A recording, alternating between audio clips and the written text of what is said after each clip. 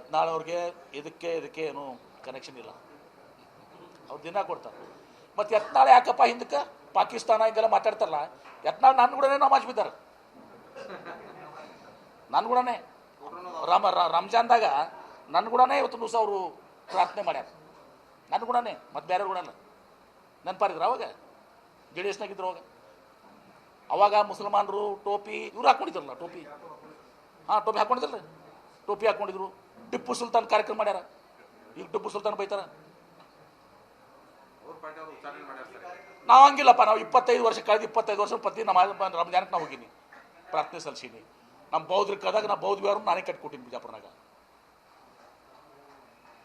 ಜೈನರ ಕಾರ್ಯಕ್ರಮಕ್ಕೆ ಹೋಗ್ತೀವಿ, ಎಲ್ಲ ಕಾರ್ಯಕ್ರಮ ಹೋಗ್ತೀವಿ ನಾವು, ಎಲ್ಲ ಧರ್ಮದವ್ರದ್ದು ಇದು ಮಾಡ್ತೀವಿ.